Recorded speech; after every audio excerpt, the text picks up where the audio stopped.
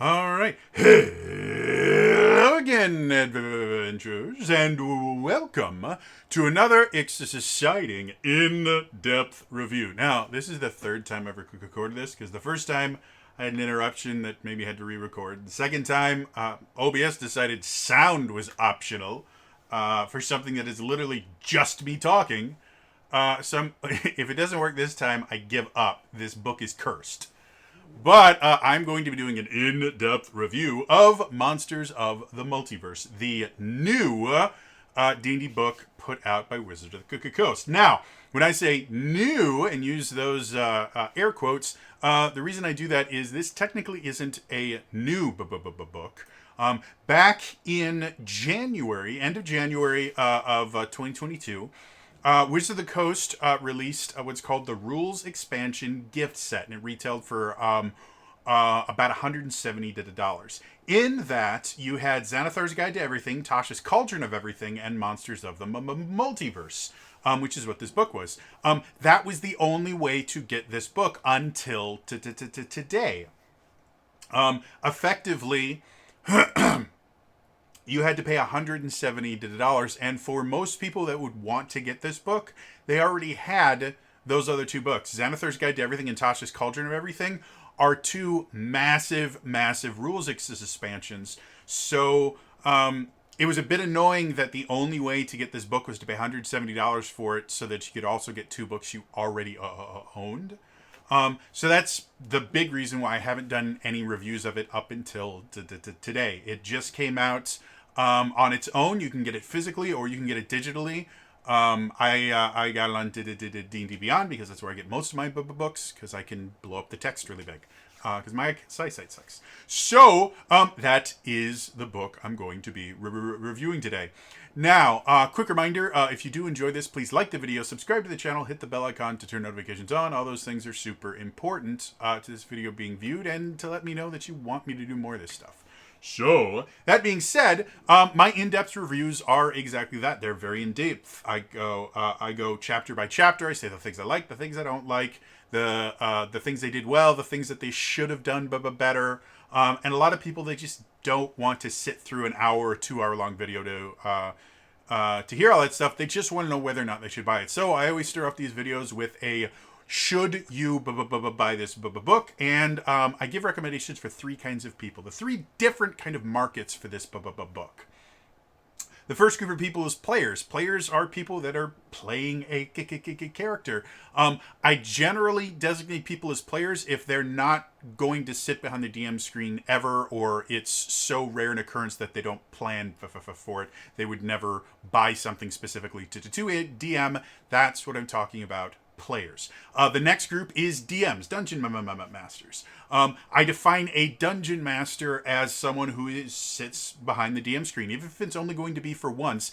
If the purpose of you purchasing this book is so you can use it as a Dungeon Master, that is what I am giving recommendations for, because Dungeon Masters have very different needs than players do. The third group that a lot of people don't think about is what I call lore hounds. These are people who may never ever sit down at a D&D table, but they still enjoy the world. They still enjoy kind of the lore of all this stuff. So I call them lore hounds. They have a very different set of needs when looking at whether or not they should purchase something. So, should you buy this book? Well, let's find out. The first group. Should players buy this book? This book is kind of interesting because compared to most, even source books that I've covered, this one is relatively simplistic. And by that, I mean there are 2 chapters in this book. There is Chapter 1, Fantastical Races, Chapter 2, Bestiary. And you can kind of define which chapter you're going to get more benefit out of by the idea of, are you a player or are you a DM? Players are going to get a lot more use out of the Fantastical Races. These are technically not new race options. They are updated race options. And Chapter 2 are not new monsters. They are updated versions of monster stat blocks. Players don't generally use monster stat blocks, aside from a few rare cases, like druids will use them if they for their wild shaping. There are some summon spells that allow you to use monster stat blocks. For the most part, Fantastical race is going to be for players. So, is there enough here that it's worth a player spending the money on this book? To be honest, yeah. As much as they pitch this book as we have 30 races that are all collected in one place, kind of pitching it as a convenience style thing. Hey, instead of having to have 3 or 4 different books, you have all these different races in one book. It's super super easy, simple. This is your slap chop of devices, and it's not. I mean, yeah, they do have 30 races that generally appeared in 2 different books in one book, but these are updated races, and the updates are relatively substantial. I'm not going to go into a lot of details here. The in-depth portion of this, I'll actually go into specific details. But big things, they kind of got rid of sub races and turned them basically into any sub races is kind of their own race.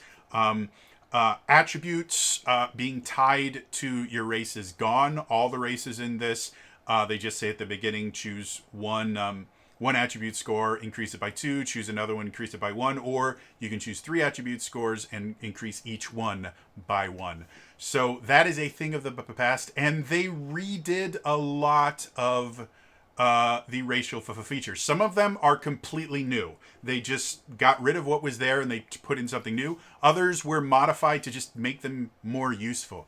And that's kind of the overall thing I see with the updated races. I did a series of D&D Deep Dive where I talked about the races in the Player's Handbook because I don't see people using the races beyond character creation. There's a few kind of useful skills like Halfling Luck. People use that all the time. But for the most part, any abilities you get as part of your race, I don't see people using a ton. Like Dragonborn have a breath attack.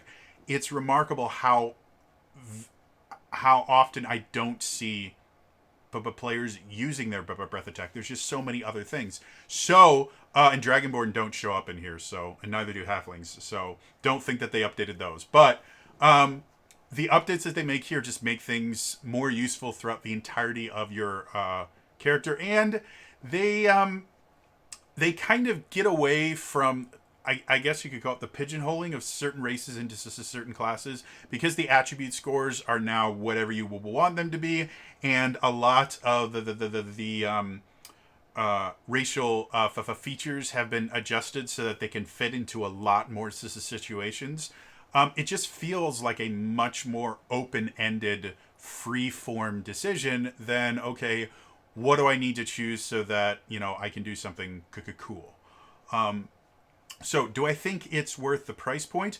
For the most part, yes. On D&D Beyond, you can get Monsters of the Multiverse for the $30. And $30 for 30 updated races, I think is a good deal. It's $1 a race. For $50 for the physical copy, which is what it retails at. Obviously, you can find physical copies for a lower price, but it retails at $50.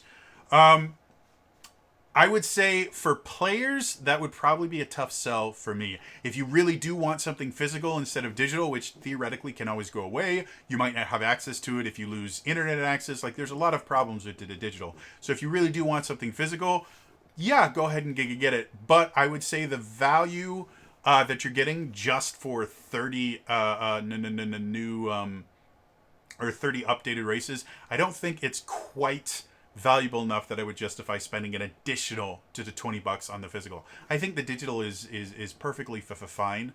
And I'll actually talk about one of the reasons why I'm not as sold on this when I'm talking about the Lorehound section. But one of the big things that a lot of people have noticed is this is replacing 2 other books, Volo's Guide to Monsters and Mordenkainen's Tome of Foes. And both of those books not only had new races and monsters in them, but they had tons of lore for those monsters, and that doesn't exist here. There's very little lore in this book, and that is a boon to players. Having something that can help you kind of build your character, even if you don't want to use it, is still kind of useful. So, yeah, my recommendation for players, $30 for the digital copy, definitely a sell. $50, your mileage may vary. If you like physical things, then get it. If you don't need something physical, the digital version is perfectly fine. Moving on.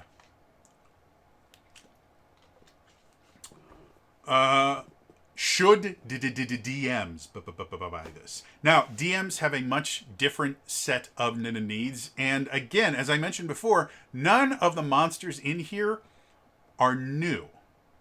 The monsters this is in here are updated from, again, Volo's Guide to Monsters and Mordenkainen's Tomb of Foes. So it's not that without this book you cannot run any of those monsters. You definitely can. You have versions. The new versions in here, I think, are not quote unquote better than the legacy ones, is what they're calling them. I just think they're more fun and more interesting to run. I'll go into more specifics when we actually do the in-depth review part, but they do make some changes. Challenge rating is still an almost useless number. It's really just going to give you an idea of like a hit point range and kind of the amount of damage they do. But as far as like balancing monster encounters, challenge rating is almost an arbitrary number. You really do need to look at the stat blocks. However, the stat blocks that they have in here, I think, are more interesting to run. They give you more options. For most of the monsters I've seen there, I've not looked at every single stat block. That would take forever. There's over 250 monsters in there. But I've gone through quite a few of them, and I've made comparisons from the new and the old. And yeah, for the most part, I like the new stat blocks. I think they work a little better. I think it kind of shows how much better the designers understand 5th edition and how people play 5th edition than they did, years ago when they were publishing these other books. Yeah, so I think 4 DMs, is this worth it?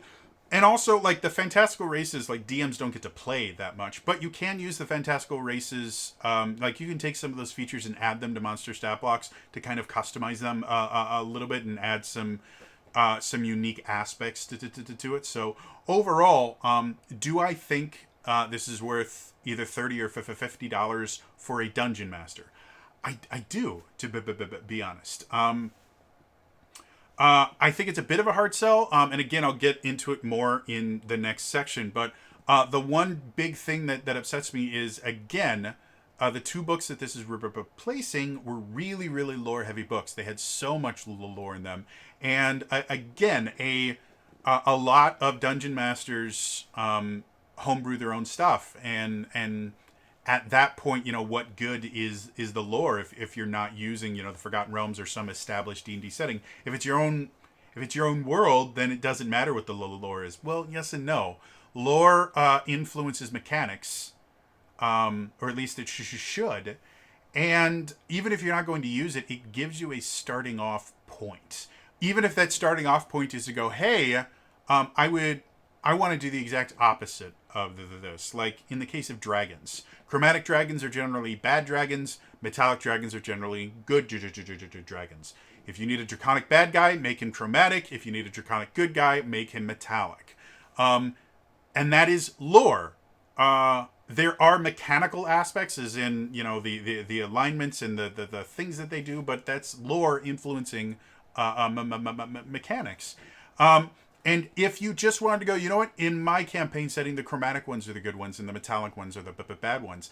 That's great. You absolutely can do that. Lore has never been required, but it is a good starting point, and it is a very useful tool for DMs, because having a starting point makes things significantly easier, even when you are creating your own stuff. And that's not to say for the people that actually run things in the Forgotten Realms, which there are a lot, having that lore there gives you context to these creatures. It will help you design your encounters. It will help you design your adventures and the things like that. It will help you respond to character questions when they do weird things that players like to do.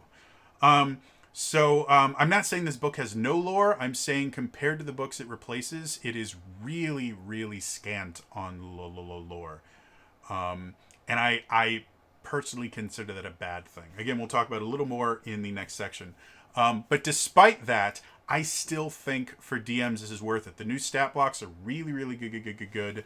The new races, you can use aspects of them when you're playing, or obviously you can have your players use them. So even at the $50 physical level, which I personally believe DMs can get more out of a physical book than players can in general, because a lot of times to play D&D, you really just need your character sheet and maybe something else. If you're a spellcaster or you have abilities that you can't spell out how they work on your character sheet, you might need one other kind of supplement to make sure you know how to do it. If you're a dungeon master, having physical books is really, really nice. To look up rules, to look up monster stat blocks, being able to flip between pages by just putting a bookmark in is significantly easier in a physical book than it is in something digital. You can make marks in physical books. You can put removable tabs and things like that if you don't like marking your books. So yeah, overall, I think even at the $50 price point, this is a good book for DMs. I would recommend it. The third group. Should lore hounds buy this? And this is where I get the most upset with this book. I think overall the book is nice, but when you compare it to what is it replacing, and when I say replacing, I literally mean that on D&D Beyond, you can no longer buy Volo's Guide to Monsters or Mordenkainen's Tome of Foes. They have been delisted. If you actually look here, because I own both of them on D&D Beyond, I own all the books on D&D Beyond. But if I look for Tome of Foes or Volo's Guide to Monsters, they both say discontinued, and they're in a separate section of the sources section. And the reason that is again, this book is meant to replace them. And the reason I have such a large problem with that is, especially Volo's Guide to Monsters. Volo's Guide to Monsters, half the book is lore. And it's brilliant. They talk about societies in there, and they have maps, and like, it is a really amazing, fantastic book. The vast majority of that lore is thrown away. It does not show up in this book at all. And again, digitally, you can't get that lore anymore. If you want access to that lore, you need to buy a physical book for it. And there is a distinct possibility they will stop selling. They will stop printing those two books because this is meant to replace them. Now, I understand why they got rid of a lot of the lore. A lot of it has to do with uproar that has happened relatively recently. And by relatively recently, I mean in the past few years. There's been a few relatively small but very, very vocal groups that have gotten upset about the idea of intrinsic alignments built into races. And that has bled over into alignments built into monsters as well. That's nowhere near as big as it is with the races in particular. And the idea of like established lore for races. People got very, very up in arms about the idea. I think Drow is probably one of the ones that got the most coverage, and I'm not going to go into the politics of why that is, but I'm going to mention that Drow, lore-wise, have been a historically evil race. Now, a lot of people don't understand what good and evil means on the alignment axis. Evil means self-focused. Good means selfless focused. A evil character is selfish. A good character is selfless. Good and evil are relative terms. And so, yeah, that was always something of people just not understanding how this system works. And just how morality works in actual realistically built characters. But because of that, it seems like Wizards of the Coast is just going, fine, you don't like our lore, we just won't give it to you anymore. And again, that is a huge detriment, and especially for lorehounds. Each one of the races has maybe a paragraph of context to what is this race, and it is the most kind of bland, boring description of these races that you can get. Again, just having lore doesn't mean that if you don't play that character is having if that race is having that particular backstory, you're somehow doing it wrong. Your fun is wrong. It is a starting point, and it influences, it explains why the races work the way they do. It gives context to the mechanics of the race itself. And that is useful information for everybody. But for lore hounds, like, that's the fun part of the book, is the lore.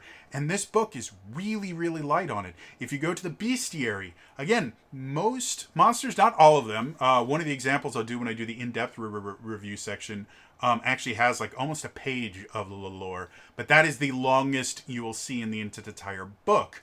Most of these monsters get maybe a paragraph. Some of them only get a sentence to kind of describe them. And most of the time, it really doesn't give a ton of context. It's just like, hey, here's a physical description. Here's kind of what it is if you can't look at the picture for whatever reason. Go for it. And I think that's a huge disservice. Again, especially to lorehounds. There's not a ton here to read and enjoy. This is not an enjoyable book to read from an entertainment perspective. If you're not looking at, oh wow, this could be fun to play. If you're just reading it as a story, this is not a fun book to read.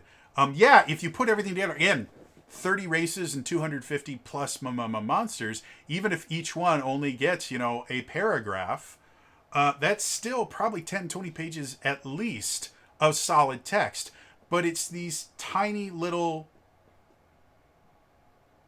bits of information that are completely unrelated. So it's just not great. And for lorehounds, I cannot recommend picking up this book at all. Like, I can't see a reason to get it. What you should pick up, which is going to be significantly more difficult now, and it's one of the reasons why I'm so critical about the lore not being in here, because of this replacement aspect. Volo's Guide to Monsters and Mordenkainen's Tome of Foes are brilliant as far as lore is concerned. Again, they're using outdated stat blocks, and again, I like the stat blocks in here. But if you're a lorehound, the stat blocks are not quite as necessary for you. The lore is, and they have lore in spades. So instead of getting this book, try and pick up either one of those books. They should still be available physically. You cannot get them digitally on D&D Beyond. I don't know if you can get them digitally on something like Roll20 anymore. I just know on D&D Beyond they're discontinued. You cannot buy them. They're not listed anywhere. If you do not already own them, you cannot get them. So yeah, overall, lorehounds, don't pick up this book. Pick up either Volo's Guide to Monsters or Mordenkainen's Tome of Foes. They're both vastly superior as far as reading material is concerned. So, yeah, those are my recommendations. Quick recap for players.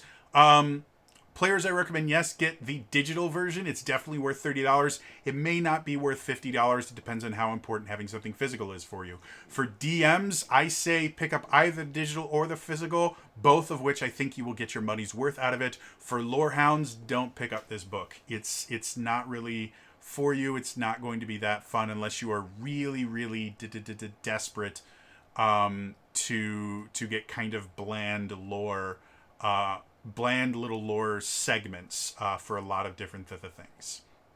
So, that is the recommendations. I'm about to go into the in-depth review portion of this. If you were just here for the recommendations, thank you so much for showing up. Again, remember to like, subscribe, turn notifications on in the comments down below. Let me know what is your favorite monster in D&D. It could be in this book. It might be from any other book. I don't care. Just let me know what your favorite monster is in the comments down below. So, that being said, let's get into the in-depth review. As a reminder, an in-depth review from me means literally that. This is in-depth. I go chapter by chapter, sometimes section by section of those two chapters. I talk about the things I like. I talk about the things I don't like. I talk about the things that I think they did really well. I talk about the things that they did poorly that I think that they should change in their next publication. I will call out the writers every so often. This is very in-depth, very long, very detailed information from someone that has a lot of experience in running games, a little bit of experience in game design, and a lot of experience in communication in general, both written and verbal forms of communication, specifically in detailing information that needs to be learned. I was the name Trainer Jody is literally what I was paid to do for quite a few years of my life. So that's where I get my communication knowledge from, is management and training, where communication is essential. So let's dive into this into the depth review. And it's one of the nice things about having to re-record this over and over again, because I did full recordings. Is I get better at doing it, and I cut out a lot of the fluff each at a time. So this video gets shorter and shorter. It's just a pain in the butt to do it. So, Chapter 1. Fantastical Races. Like I mentioned before, none of these races are new. And none of these races are the races that you will see in like the player's handbook. Those are still untouched, though. To be blunt, I would love to see a Monsters of the Multiverse version of all those races as well, because the updates that they make to these races, I think, are really cool and tend to be, like I mentioned before, they tend to be, to me, they seem like they are branching out and trying to allow more player choice.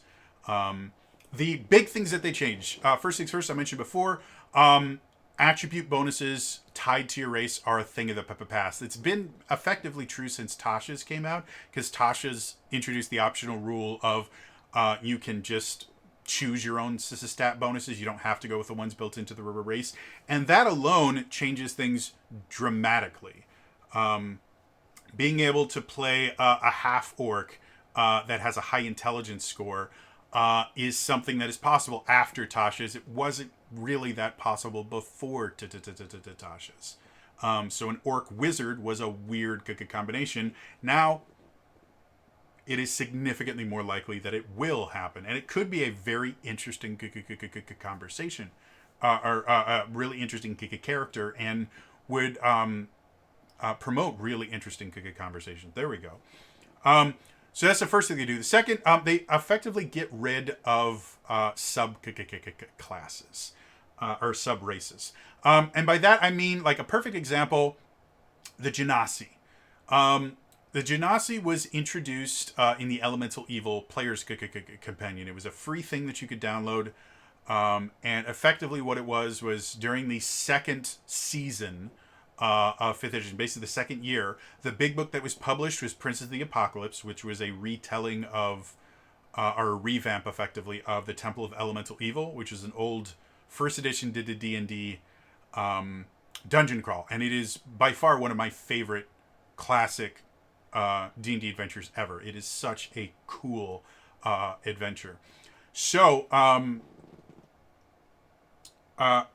it was an update of that, set in the Forgotten Realms instead of Greyhawk, which is what the original one was set in. And it introduced all these different kind of elemental themed things, and one of the things was Genasi, which are effectively human elemental hybrids. And before, you would have Genasi, the race, and I'm gonna real quick actually look up the old Genasi real quick here, just so I don't forget everything about it. So much lore. That's another thing that really upsets me. There's so much lore for the Genasi. None of it exists in this book. None of it at all. Obviously, you can still get the Elemental Evil Player's Companion, and then you actually get to see it. But so yeah, Genasi, like the way that subraces used to work, was basically you would get your main race, and it would give you half your abilities, and generally it would give you the larger of your ability score increases. For Genasi, it was Constitution increased by 2, and then your subclass would give you another ability score increase. Like for Air Genasi, you get Dex increased by 1, and then it would give you a couple racial features, and that's how they worked. Now each one of the races, each one of the different Genasi elements is a different elemental race. And I think it works pretty well. It means that, like, there's benefits and drawbacks to each system. The race sub-race makes it significantly easier in the same way that the class subclass system of a 5th edition makes it significantly easier to make kind of minor changes to the same archetype. Like, you know, an arcane archer and a battlemaster fighter are very, very different, but they're both fighters. Or a samurai plays very, very different from a battlemaster, or plays very differently than a champion. But you don't have to reinvent the book. You don't have to create this entirely new system to be able to play this different. You get to kind of build off of what is already there and just make minor changes. And the minor changes are generally enough to change the gameplay style enough for it to feel unique. That's kind of how the sub races worked, though significantly less so. Like I mentioned before, a lot of people, you choose your race at character creation and then you could care less what it was. To the point that my original, the first character I played in the D&D Adventures League was my Shadow Monk Aether. And they started as a high elf monk. Because that was the character concept. It wasn't the best. They would have made a better wood elf, because wood elves get a bonus to wisdom, which is really important for monks, and high elves don't. They get intelligence.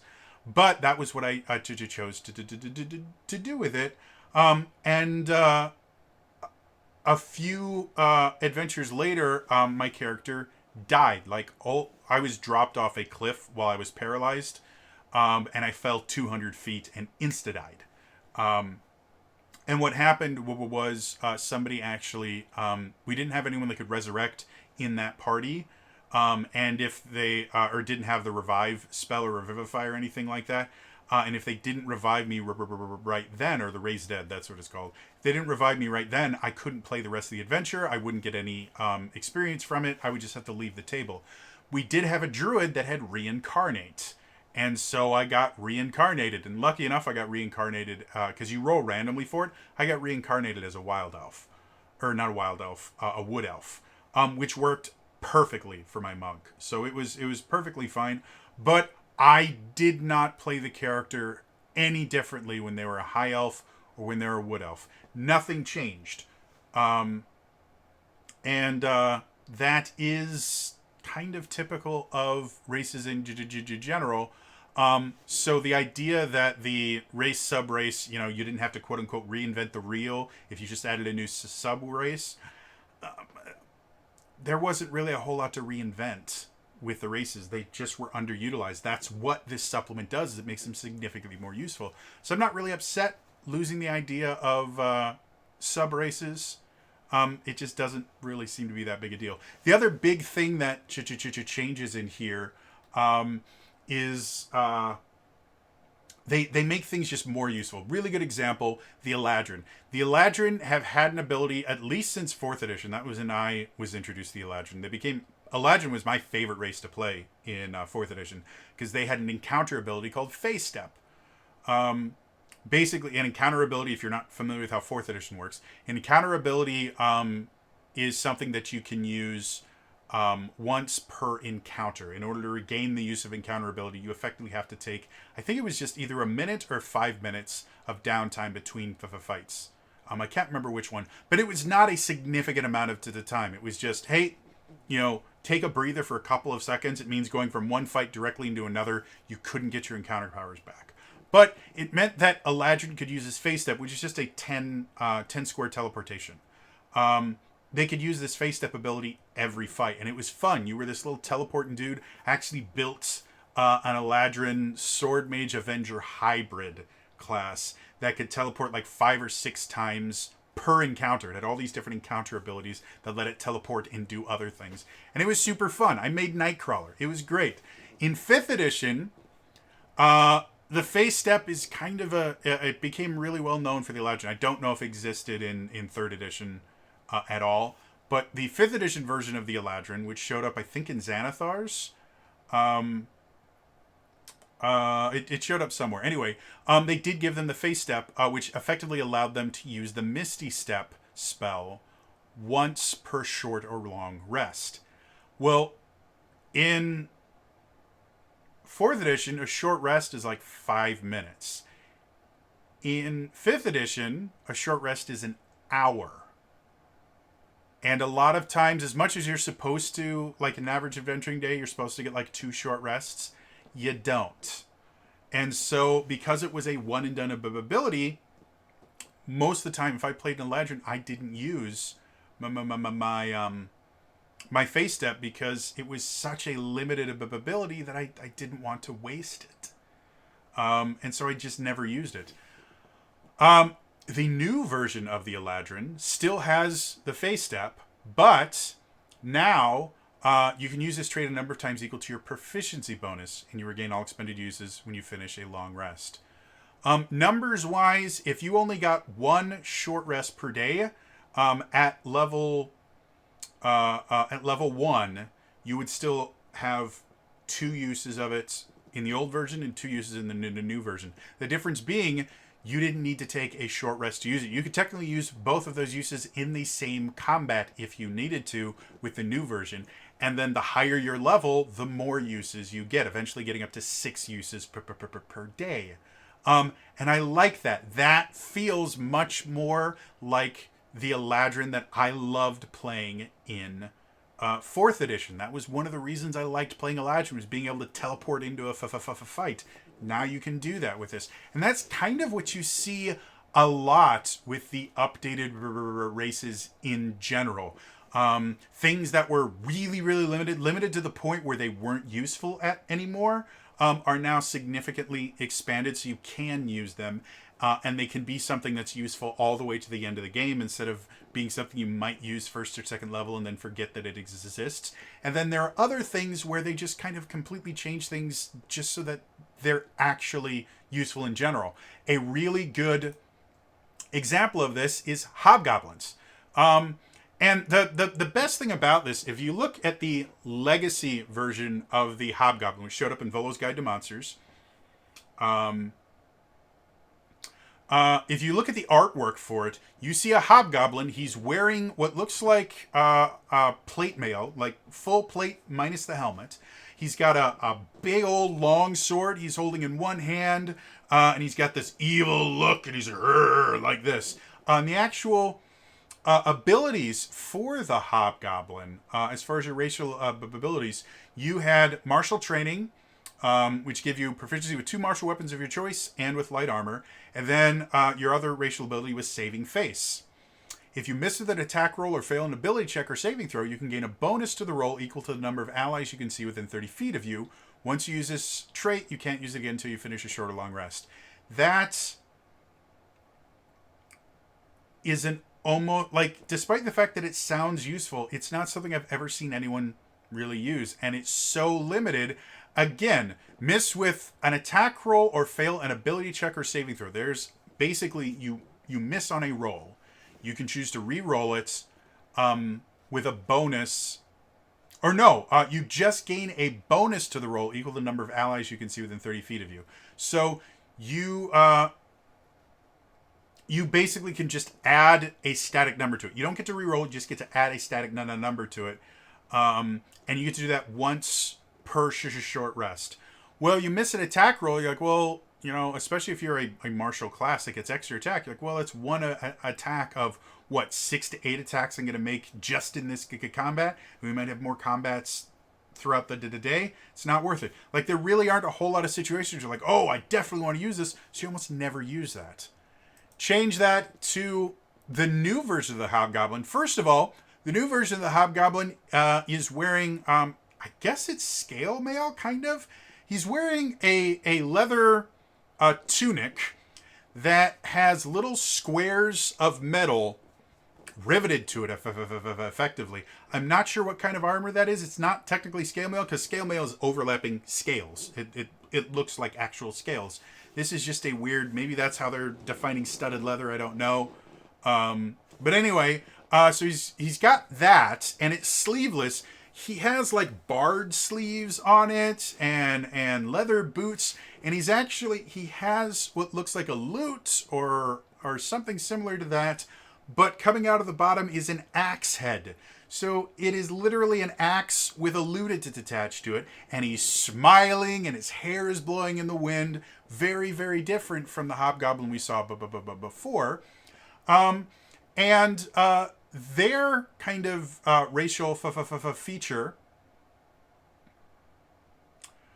they have something very similar to Saving Face. It's called Fortune of the Many. If you miss an attack roll or fail an ability check or saving throw, you can draw on your bond of reciprocity to gain a bonus equal to the number of allies you can see within 30 feet of you. Maximum bonus of +3, but the other one was maximum bonus of +5.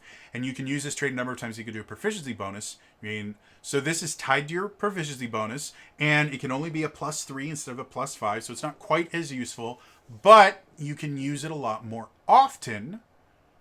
Which makes sense, making it less powerful but more able to use it more often means that people are going to use it. And then they have another ability that just didn't exist called Fey Gift.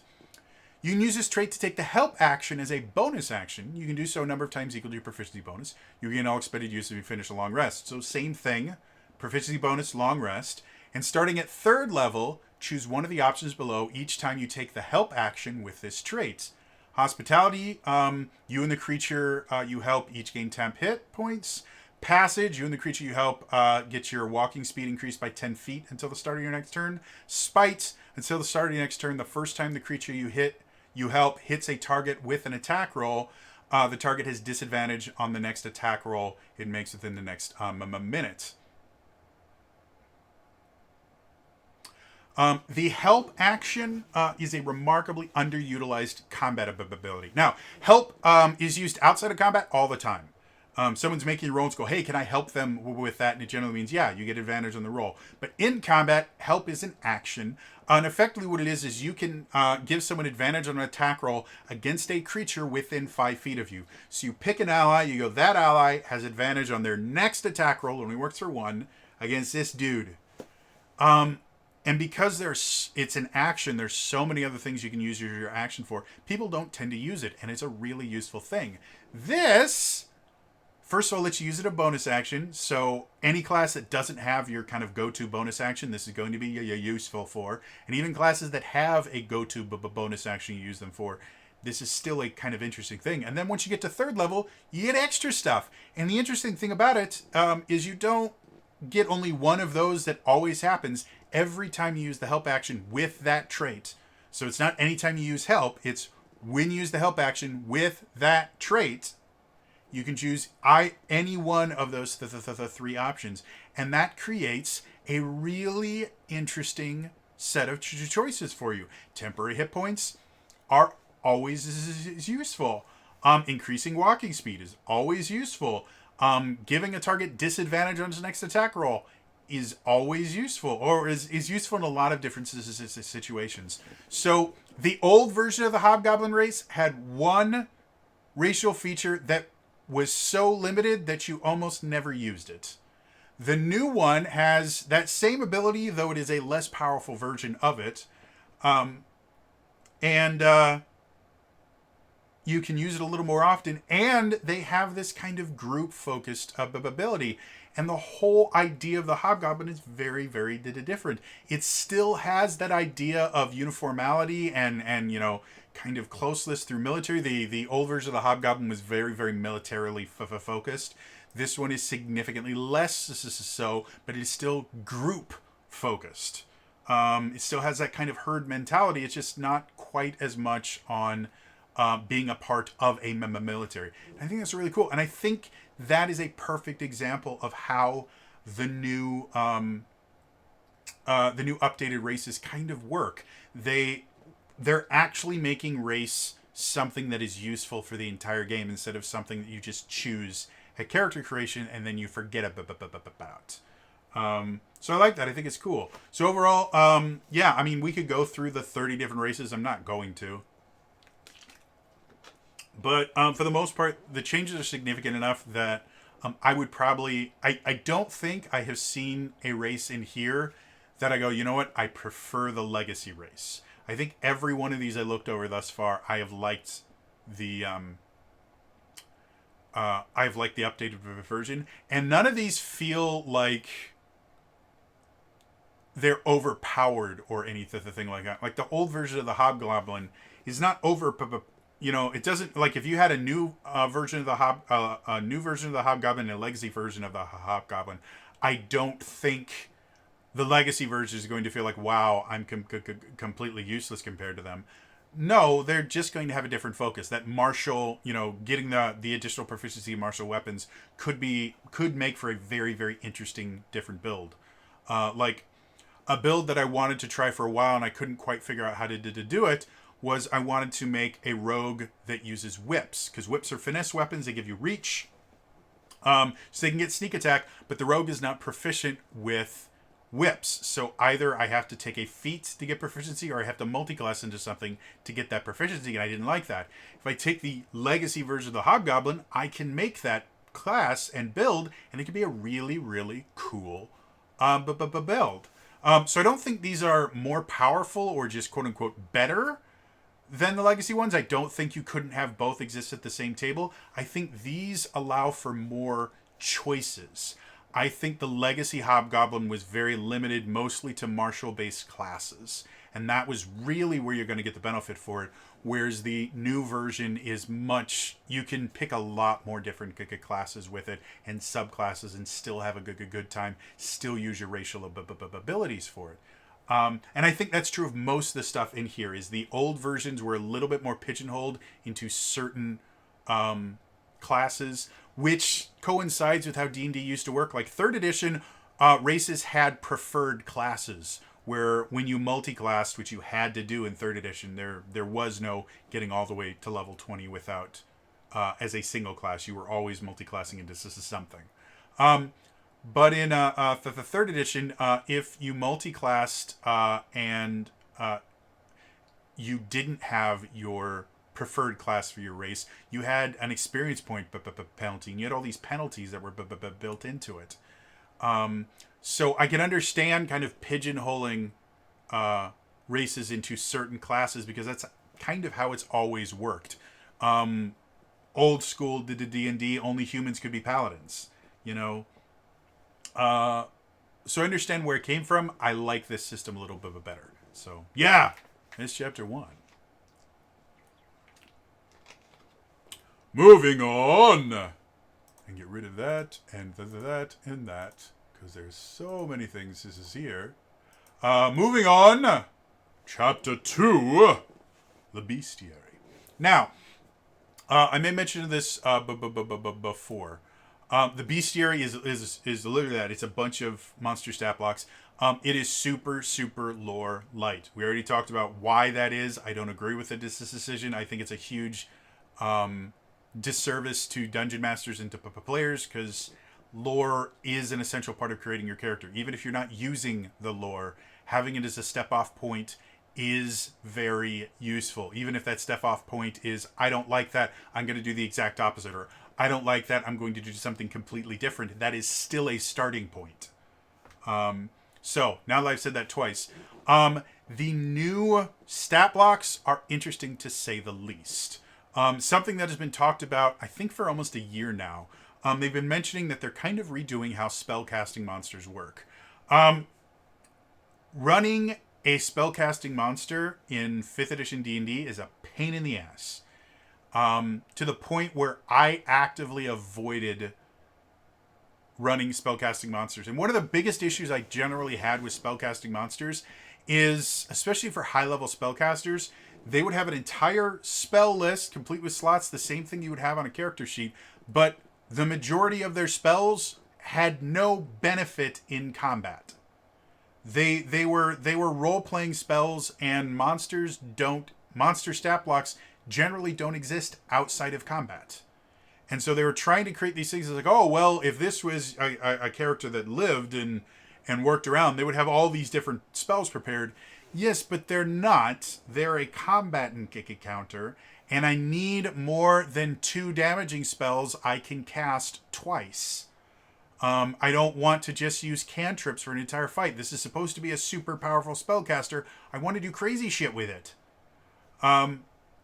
So, and Wizards of the Coast, another thing that was really bad, because, again, I use digital sheets. If I look at a spell list, I mouse over the spell and it gives me the full description, and I can click onto it to go to a more detailed version of that description. It's super simple for me. If you're using a physical book or like an Adventures League adventure where they put the stat blocks in there, you have to have a separate book or sometimes multiple separate books to look up each and every spell to know what they did to do. It's a pain in the ass. So they mentioned that they were going to be specifically trying to redo spellcasting monsters to turn them into something that's a little bit more useful. And I think that Alhoun is a fantastic example of the differences between the old version and the new version. If you're not familiar, Alhoun is effectively a mind flayer that is turned into a lich. They're real bad. They're not fun to deal with. They are creepy as hell, and they're very, very powerful. The Alhoun already existed. It was in Volo's, I believe. Let me look. There we go. Yeah, it's Volo's Guide to Monsters. So this is a Volo's monster. And there, again, tons and tons and tons and tons and tons of lore in Volo's about Alhoun specifically. So much. If you look at the Bestiary thing here, there's maybe a page worth of text, and it's pretty bland stuff. Again, I'm going to keep harping on that because they removed the digital versions of Volo's and Mordenkainen's, and that pisses me off. But when you look at the stat blocks themselves, if you look at the original, I guess it's not a lich. Alhoun is just an undead. Technically, an Alhoun is an undead mind flayer. They have a version called a mind flayer lich or an Illitha lich that is significantly more powerful. But I mean, it's kind of the same thing. A lot of people think just a lich is an undead spellcaster, which isn't true. There's a lot, again, it's just why lore is so important. There's a whole thing about being a lich. You need to have a phylactery, and it's a lot of work. Where being an undead spellcaster isn't. You just have to be a spellcaster that also happens to be undead. That's what Alhoun is an undead spellcaster. But the original version of the Alhoun, it had some innate spellcasting. It had some psionics spellcasting, levitate and detect thoughts, that it could cast at will. And then dominate monster and plane shift, it could cast once per day. And then it also had intelligence-based spellcasting. And this spell list was technically better than most.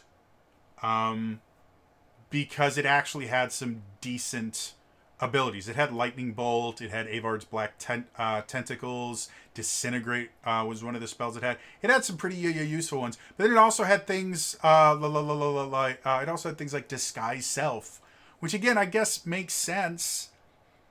But if the Alhoun's going to be getting into combat, I don't see it preparing Disguise Self or Detect Magic. And again, the Alhoun is a significantly better spell list than most of the other spellcasters I've seen. A lot of them will just have random stuff that they don't need. And it's boring. And again, overall, as far as the different spells that exist for the Alhoun, you have 1, 2, 3, 4, 5, 6, 7, 8, 9. Yeah, 9 there. Plus another 4 brings the 13, 16. Math is hard. 19, 22, 23, 24, 25. So 26 different spells you had to know what they did in order to run this. In addition, it had some actions. It had Chilling Grasp, which is something that they never ever would use. It would do 10 points of cold damage at a +8 to hit. That was it. It was almost useless. And then they had Mind Blast, which is the Mind Flayer thing. Basically, 60-foot cone of if you fail this, you die. You don't actually, you get stunned, but it's effectively dying because you get stunned for a minute. And it's an intelligence saving throw. It is a rough thing to deal with.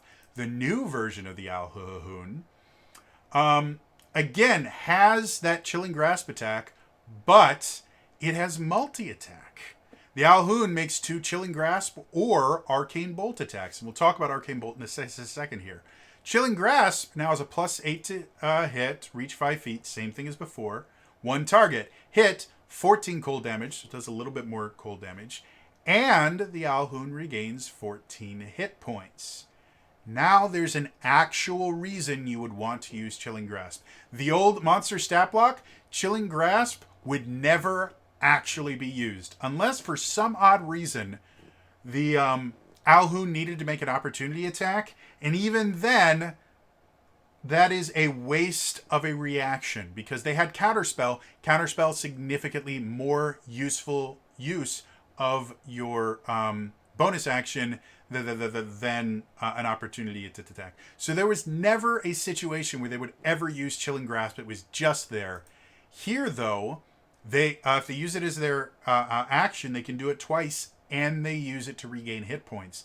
That is a super cool thing. In addition to that, they have a thing called Arcane Bolt. It's a ranged spell attack, +8 to hit, 28 for force damage.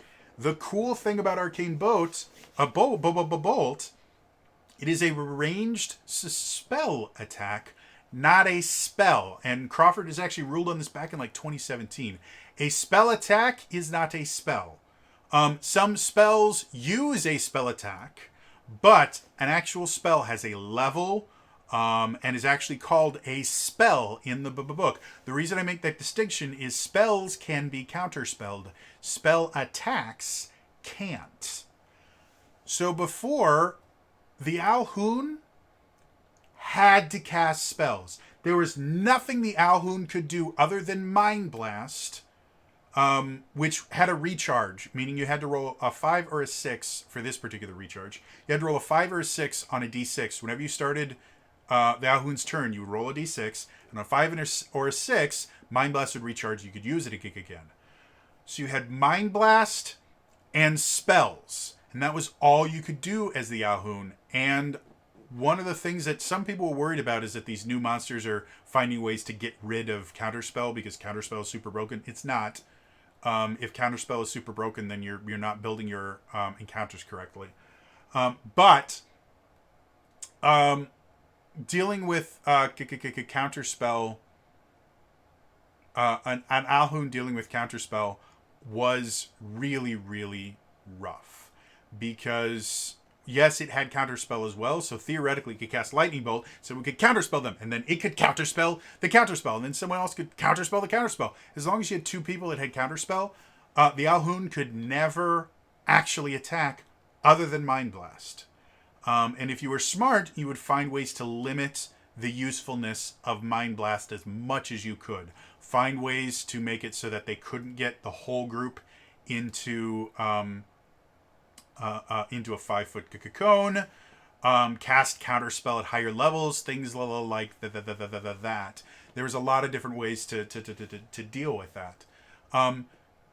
So the old version was completely decimated by Counterspell, and it could be a really easy encounter. This one, you can't just Counterspell them and not do it. Doesn't mean it doesn't have spellcasting. It does. It has some at-will spellcasting, which is basically most of the stuff that it had before as cantrips in that. So Dancing Lights, Detect Magic, Detect Thoughts, Disguise Self, Mage Hand, Prestidigitation. But it also has once a day. It can cast Dominate Monster, Glove of Invulnerability, Invisibility, Modify Memory, Plane Shift, Self Only, Wall of Force. So it has some spells that are massively useful, but it's not the massive list of 20-odd spells that you had to know. And it has non-spell abilities so that it can actually do things. It also has a reaction called Negate Spell. Negate Spell is basically a depowered version of Counterspell. The Alhoun targets one creature you can see within 60 feet of it that's casting a spell. That's Counterspell. If the spell is 3rd level or lower, the spell fails, but any spell slots or charges are not wasted. So that's the lesser version. Counterspell cancels any spell 3rd level or lower, and if it's above 3rd level, you have to make a spellcasting ability check. So, like if you're an intelligence as a spellcaster, you'd make an intelligence ability check. DC is 10 plus the level of the spell. So, counterspelling a 4th level spell would be DC 14. This one can't. And that's the only thing I don't like about it is it doesn't have a way to counterspell anything above a 3rd level spell. So that ability is completely useless if your spellcasters are using higher than 3rd level spells. And by the time they're dealing with this, they will have plenty of fourth level scissor spells. They should at least have a few. So that's the only change I would make to it. It is a 3-a-day thing, so they have a limited number of uses of negate spell. But the other thing that's unique about it, it's not counterspell. It can't be countered. It is not a spell. It is an intrinsic ability of the Alhoun. So now we no longer have the I counterspell. I counterspell the counterspell. Well, I counterspell the counterspell, the counterspell, the counterspell. You have to do that. You just have this thing that negates a spell. And I'm guessing that's probably why they limit it to third level or lower. I still like the idea of them being able to roll for higher level, because the intelligence modifier of the Alhoun is only a 19. It's only a +4. So that still means to counter a fourth level spell, they have to roll a 10 or higher. They have a 50% chance of failing on it. And it would still use up one of its uses. So I don't see that as being a big... I don't see that as being a big deal, and gives a little bit more of a choice to the DM that's running it. But anyway, I mean, that really kind of describes how they've updated most of the things, even the non-spellcasters. That's kind of what they do. They do add quite a bit of multi-attack kind of tweaking, so that multi-attack is a lot more common. And they start doing other things, like there are certain spellcasting monsters that can multi-attack, where their multi-attack is use this attack and cast a spell. Or you can make, 3 attacks with this. One of those can be replaced by casting a spell. So it allows a lot of monsters to cast a spell and then also do other things at this at the same time, which makes them, again, when you have someone monopolizing counterspell, it means that their entire turn is not wasted, and you can't just completely destroy any spellcasting based monster by just having counterspell always there. I think this makes counterspell a significantly more interesting option for players, because now there actually are situations where counterspell isn't always going to be the best answer. There's some situations it's going to be very, very useful, and some like when the Alhoun tries to cast Dominate Monster, counterspell it. That is a bad thing to deal with. So counterspell it. And then the fun thing about that, if you just say, well, I counterspell it. Dominate Monster is an 8th level thing, so unless you have an 8th level spell slot, you're probably just going to say counterspell, because whether you cast it at 3rd level or 7th level, you still have to make the roll. So if you just say counterspell, now the Alhoun can cast negate spell, and you can't counter the counterspell.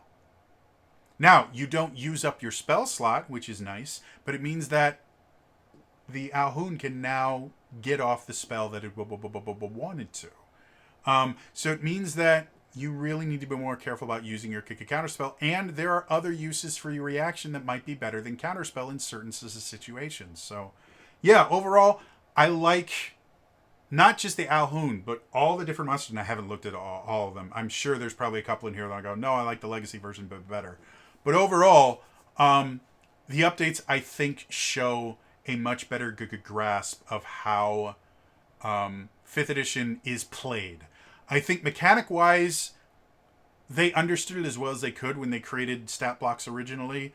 But now that they've seen people play and they've seen how people use spells and how everything works, I think they're understanding how the game is played as opposed to how the game is written, which are two very different things. And I think these stat blocks reflect significantly more how a game is played versus how it is written. And I like that. And like I said, it goes on and on. There's lots of cool stuff in here. The artwork in here is super, super awesome. A lot of it, I believe, is just repeats of like the artwork for the Alhoun. It's the exact same artwork from Volos. Like it's not like it's changed or anything like that. But there is original artwork in here that is really, really amazing and fun to look at. Like I said, the new stat blocks are just fun. I think they're going to be more interesting to run as a DM. They're going to be more interesting for the players to play against, because again, those strategies that are just kind of brute force strategies of, oh, we're just going to counterspell them to death, or oh, we're just going to, we're going to single target them out and do. I don't think they're going. Those blunt force strategies are going to work nearly as well against these as the old monster stat blocks, where a lot of them could just be, well, kill it first, and then you don't have to worry about it. These are different enough and have a unique enough of abilities that they're going to require the players to actually think when they get into combat, to actually make plans and things like that. And I think that's good. I think that's the fun part of playing D&D over a video game, where video game you just, you hit the kill button and then you kill things, I mean, so yeah, that is chapter 2. After that, they do have a couple appendices. The appendices are the same appendices that have showed up in other ones. They have stat blocks by creature type, stat blocks by challenge rating, stat blocks by environment. They're all useful. Back when I was an early DM, I would use these appendices in the monster manual all the time, where I would just go in and it's like, well, they're in this environment. Let's go look through. Oh, this is a pretty cool monster. I would use them all the time. I think even established DMs, I don't think they use these appendices anywhere near as much as they should. They're really, really great.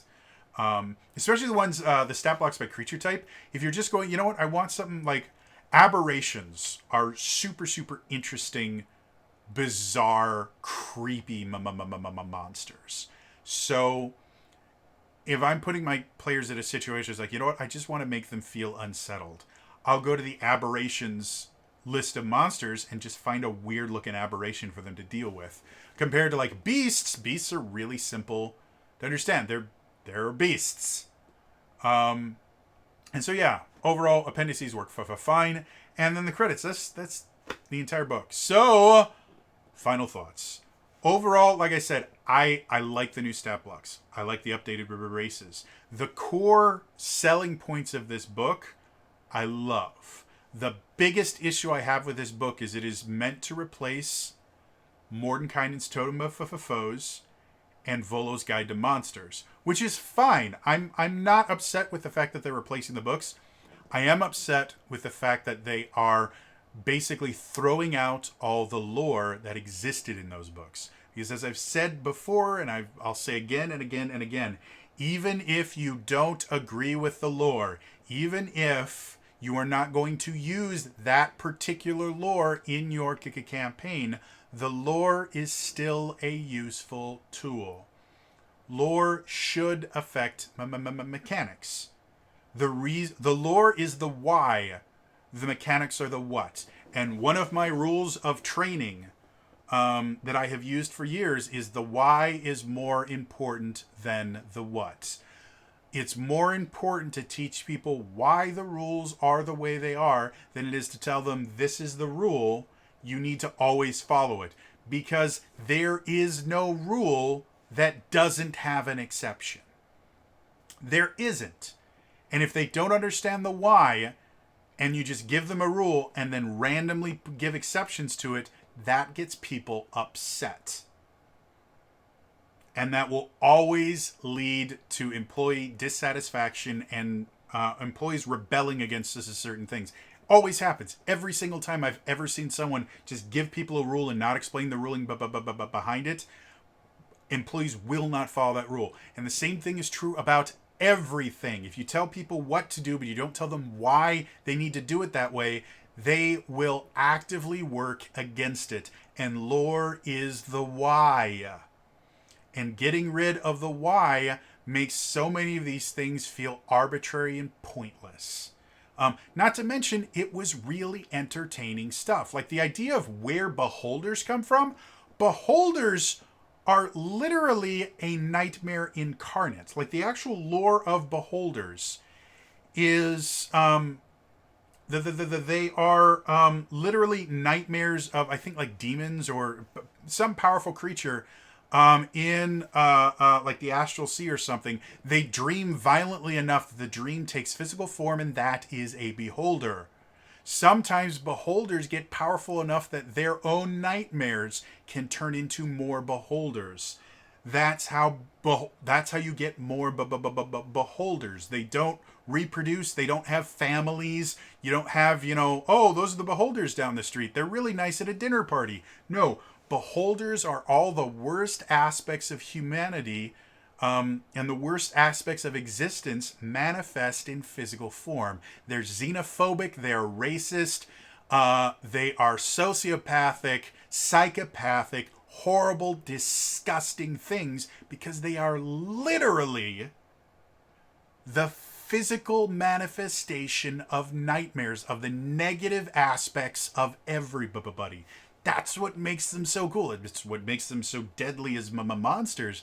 They don't have morals. They are just evil. If you don't understand that lore, beholders just feel like a dick thing that you can throw at your players when you're mad at them. Yeah, that's why I'm so upset with the fact that just the complete lack of lore, to the point where if they were, because technically the whole title of this book, I'm gonna actually look up the title because I always get it wrong. But Monsters of the Multiverse is not the entire title.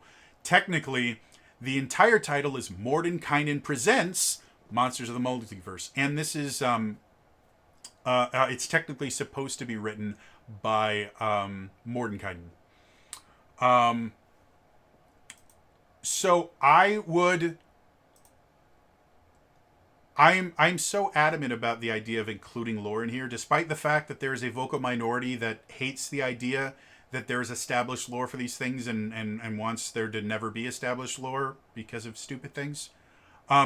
I would be okay with this being split into two books of Mordenkainen Presents Fantastical Races of the Multiverse and Mordenkainen Presents Monsters of the Multiverse, and I would pay $50 for each one for physical copies. Like, I think the lore is that valuable, and I think the books themselves would be that much better, even if I had to pay twice for it. That is how much I think that is important. And how upset I am that they are effectively just deleting this digitally. Again, you can still get them physically, but there's no guarantee that they're going to do another printing of Volo's Guide to Monsters. Again, Wizards of the Coast now owns D&D Beyond, so this isn't D&D Beyond saying, well, we're not going to use these anymore. Wizards of the Coast officially saying those books are discontinued. We're not selling them digitally anymore. I think that's a pretty good indication that they're probably not going to print more copies of those books. So yeah, it upsets me, especially since the lore already exists. It's not like they need to rewrite it or something. They can literally copy the text from the old books and put it in the new book. It wouldn't have been that difficult to do. Obviously, layouts and other things like that are very complicated processes, so don't bring up the idea of, well, the layout would have to change. No. The layout process is something that changes massively over the entire publication of the book. Like, the publication process, the layout changes like a dozen at a time. So making another change to just insert more text, yes, would be a little bit more work, but it's not outside the realm of reason. So yeah, that's my only issue with this book, is it's lacking lore. And again, it's not completely out of lore. Again, the example monster I used still had almost a page of lore, but compared to Volo's, where it had like 2 or 3 pages of really, really interesting, intricate lore, compared to the kind of bland, boring stuff they put in here just to give it barely enough context for it to exist, but not enough for you to understand the reason behind it. Other than that, I think the book is really good. Compared to the other books that they've released recently, this definitely feels like a step backwards. Quality-wise, again, the new stuff is good, but I tend to expect more, especially with just how amazing, like, Call of the Netherdeep. Call of the Netherdeep was brilliant, had tons of lore. It was a brilliant, brilliant book. This feels like a step backwards. And I'm not particularly fond of it, but overall, I'm not upset with the $30 I spent on it. I might be slightly more upset if I had bought a physical copy of it, or if I'd gone the route of getting both a physical and a digital copy, I'd probably be very upset because this is not worth $80. But for $30, I think this is worth it. I hope this is not a trend. I hope this is a misstep that they made. And going forward, they will not be just saying, well, fine, if you're going to complain about our lore, we're not going to give you it anymore. I hope going forward that they still continue to put lore and things like that, the why, into their books instead of just what's, because what's get very boring very, very quickly and no longer has any intrinsic value beyond, is it useful to me? Things like the monster manual, that is entertaining. Even if I don't use any of the monsters from it, it is a piece of art. Whereas if you just give me a bunch of stat blocks, those are tools that I use. So, anyway, that is going to be all for me today. As always, remember, like, subscribe, turn notifications on in the comments down below.